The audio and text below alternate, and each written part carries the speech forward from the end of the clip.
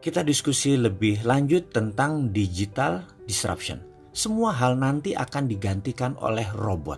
Apa yang bisa mekanik dan elektrik pasti diganti robot. Jadi manusia semuanya nanti bisa digantikan oleh AI.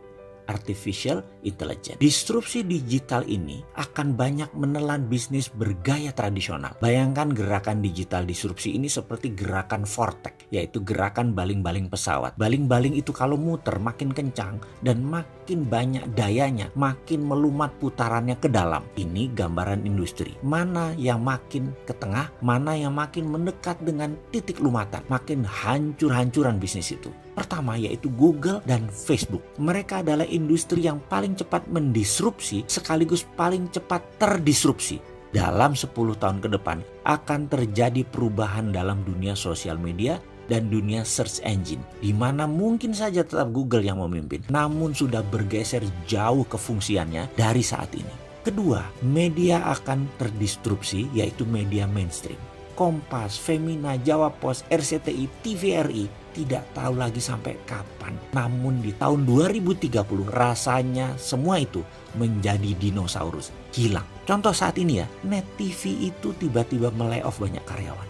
Persaingan mereka itu dengan individu yang asetnya minim. Bayangkan Net TV itu asetnya heavy sekali dalam overhead. Dan bagi perusahaan, overhead yang besar itu adalah kanker bagi perusahaan. Dibandingkan dengan apa? Dibandingkan dengan Ria Ricis, ya jelas aja penontonnya lebih banyak Ria Ricis. Kenapa? Karena lebih disenangi saat ini. Bayangkan, Net TV itu investasinya 3 triliun untuk dapat viewer 1 juta per hari.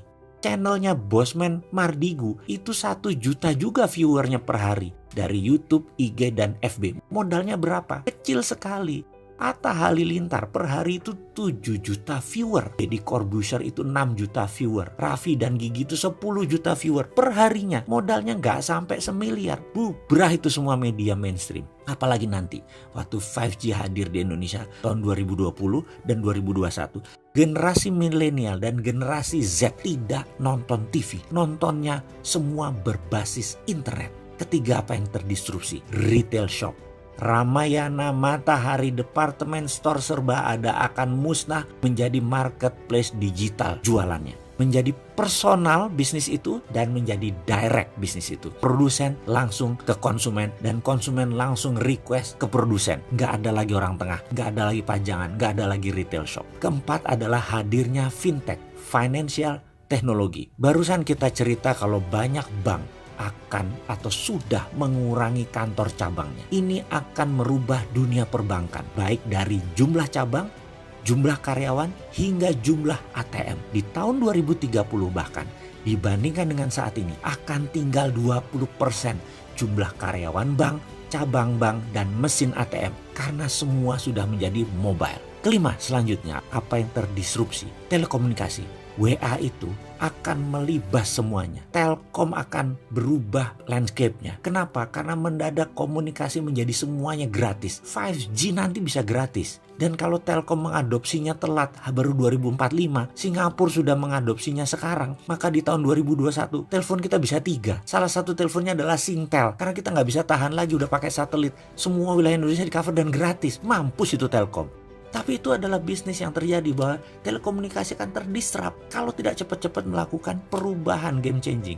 Kenapa? Karena telekomunikasi merubah dari more for less jadi more for zero. Itulah yang dilakukan oleh digital company. Mereka menghasilkan more for zero. Itulah ciri digital disruption. Keenam, apa yang terdisrupsi kemudian? Edukasi. Edukasi nanti tidak akan pakai ruang kelas dan guru lagi. Apa yang dilakukan? Mereka menggunakan digital, ruang kelas tidak sebanyak sekarang lagi. Kampus dan sekolahan itu tinggal separuh kebutuhan ruang kelasnya karena semua digital. Guru dan dosen tinggal separuh dibandingkan saat ini. Karena itu akan terjadi disrupsi gila-gilaan di bidang edukasi.